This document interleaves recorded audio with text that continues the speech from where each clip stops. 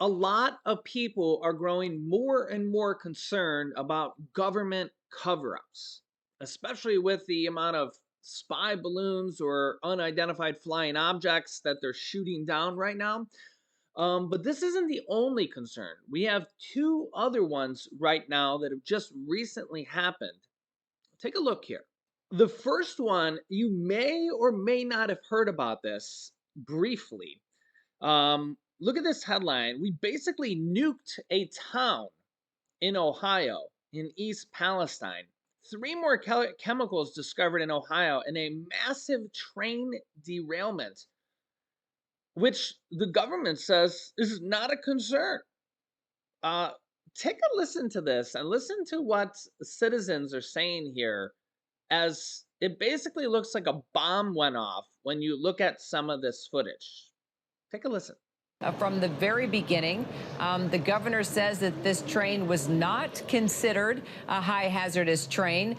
The governor called it absurd. So let's start there, and then I'd love to talk to your resident there and hear about how she's doing with the kids. Well, Kira, I mean, that was the thing that really kind of stood out during this press conference here, right? Hearing that this train was not classified as a hazardous train, knowing that at least 5 of the cars on board had this vinyl chloride and these other toxic chemicals, why that wasn't classified as a hazardous train. And certainly that's going to be a question that gets posed over and over as this investigation continues. But one of the things that we're here, and I mean, look, I mean, East Palestine, it's a pretty small community. You throw up a pair of news lights and a camera, and you draw attention. And so we were setting up here, and actually one of the residents here that had to evacuate, Ashley McCullum, flagged me down and was like, "Hey, like, you know, one of the things that has been on their minds are a lot of these gas monitors there that are doing the readings around the neighborhoods, Yeah.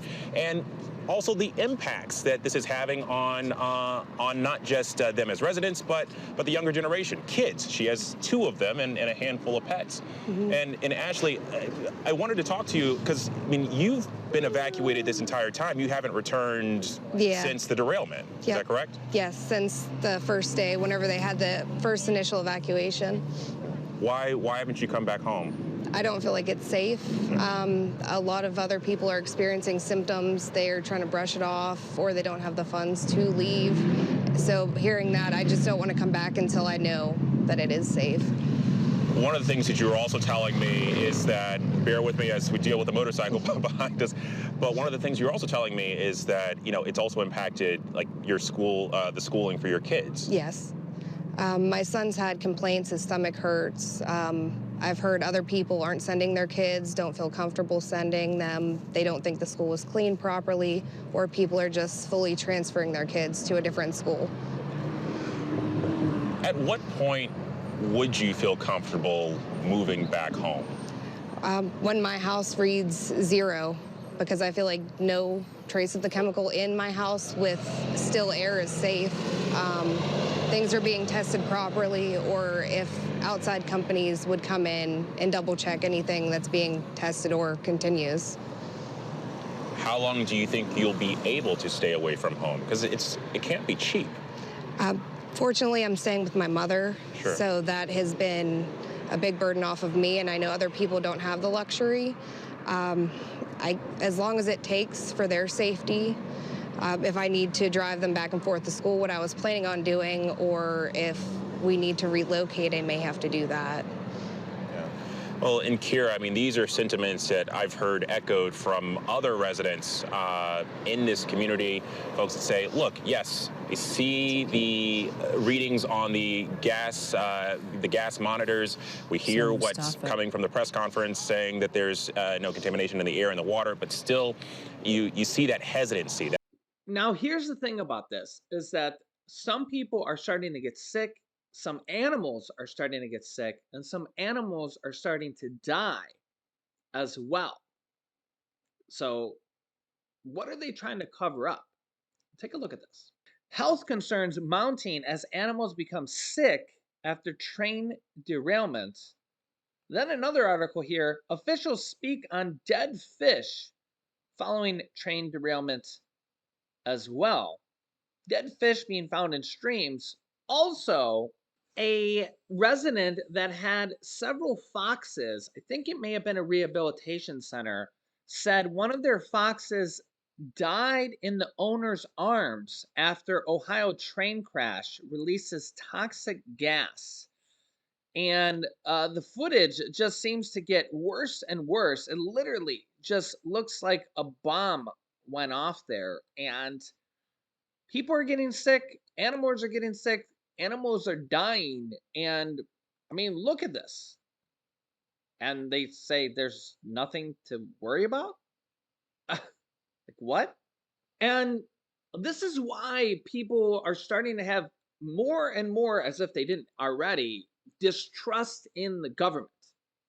Like, just let us know what's going on. I mean, and the governor says that there's nothing to be concerned about at all. It's just like, how can they even say stuff like this? I mean, let me know your thoughts here. And then we had another incident happen here in another state, unrelated. A hazmat spill on Arizona highways spurs evacuation orders and shelter in place orders. Yeah, so again, are they going to tell us the truth? Are they going to tell us what happened? How safe is it? How unsafe is it? So you can see here it was nitric acid, which again, pretty concerning.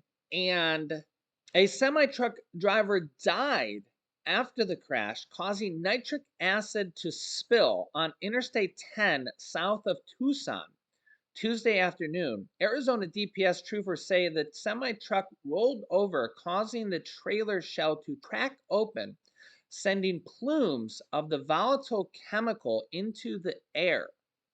Emergency teams immediately closed Interstate 10 in both directions near the crash. Officials say there's no estimate for when the highway will reopen, and that portions of both Houghton and Rita Road are closed near I-10. This will be an extensive closure. According to the National Library of Medicine, nitric acid is a highly corrosive chemical that can be very toxic if inhaled, which it was literally just spewing into the air, and who knows where it went.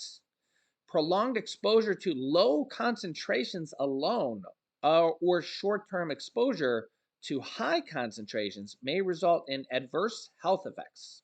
And the thing is that a lot of this stuff doesn't even make the news. You might not even hear about it. How many of these things happen all the time on a monthly, weekly basis around the country, and people don't even know about it? They don't even tell us about it. Are they covering details up about it? I mean, remember when you look at this in East Palestine in Ohio, the governor says that this wasn't an issue. That, what did he say? That the chemicals weren't toxic or whatever. I mean, the headline that said this looks like a nuclear bomb went off in that town is more appropriate to me. But I mean, you guys can let me know your thoughts here in the comments.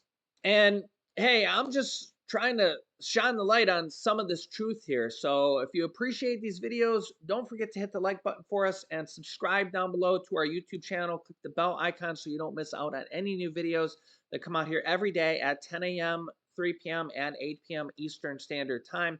Let me know your thoughts in the comments, or if you know about any other incidences like this as well.